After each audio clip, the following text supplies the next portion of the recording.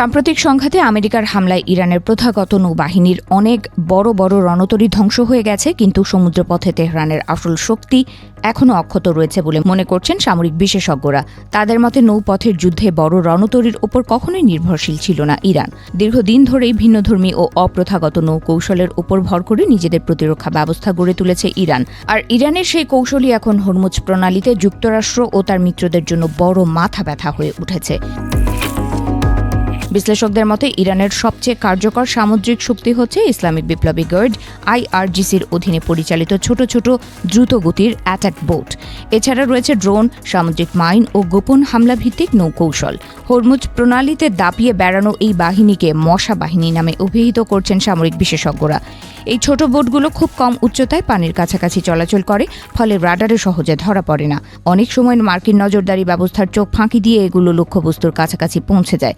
বিশেষজ্ঞদের মতে প্রচলিত যুদ্ধজাহাজ ধ্বংস করা তুলনামূলক সহজ হলেও এ ধরনের ছড়িয়ে ছিটিয়ে থাকা ছোট নৌযান শনাক্ত ও প্রতিহত করা অনেক বেশি কঠিন।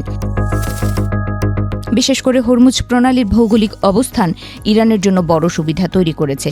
বিশ্বের গুরুত্বপূর্ণ এই নৌপথটি অত্যন্ত সংকীর্ণ এবং বিকল্প পথ প্রায় নেই বললেই চলে। ফলে অল্প সংখ্যক ছোট বোট দিয়েও আন্তর্জাতিক বাণিজ্যিক জাহাজ চলাচলে বড় ধরনের ঝুঁকি তৈরি করা সম্ভব। রয়্যাল ইউনাইটেড সার্ভিসেস ইনস্টিটিউটের গবেষক সিদ্ধার্থ কৌশলের মতে হরমুজ প্রণালীর এত বিশাল জলসীমায় প্রতিটি জাহাজকে নিরাপত্তা দেওয়া আমেরিকার জন্য অত্যন্ত কঠিন, কারণ ছোট ছোট অ্যাটাক বোট নিয়ে গেরিলা ধাঁচের যুদ্ধ কৌশল অবলম্বন করছে ইরানের নৌবাহিনী। বাস্তব যুদ্ধে এটি অনেক বেশি কার্যকর।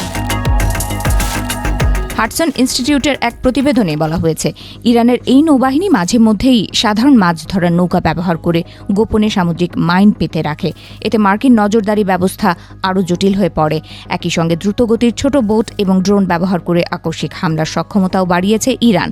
বিশ্লেষকদের মতে এসব নৌযান তুলনামূলক সস্তা হওয়ায় যুদ্ধের সময় দ্রুত নতুন ইউনিট তৈরি করা যায়। ফলে পশ্চিমা নিষেধাজ্ঞার মধ্যেও ইরান তাদের এই নৌ ক্ষমতা ধরে রাখতে সক্ষম হচ্ছে। এছাড়া ইরানের দক্ষিণ উপকূল জুড়ে পাহাড়ি এলাকায় লুকিয়ে রাখা হয়েছে জাহাজ বিধ্বংসী ক্ষেপণাস্ত্র।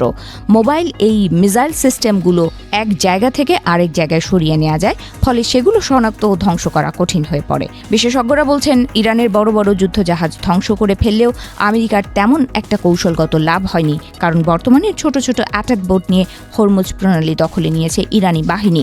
আর এত ছোট ছোট অ্যাটাক বোটকে ধ্বংস করা মার্কিন নৌবাহিনীর জন্য বেশ কঠিন। তাই বড় রণতরীর পরিবর্তে ছোট ছোট বোটের মাধ্যমে ইরানের নৌবাহিনী আবারও জেগে উঠেছে বলে মনে করছেন তারা।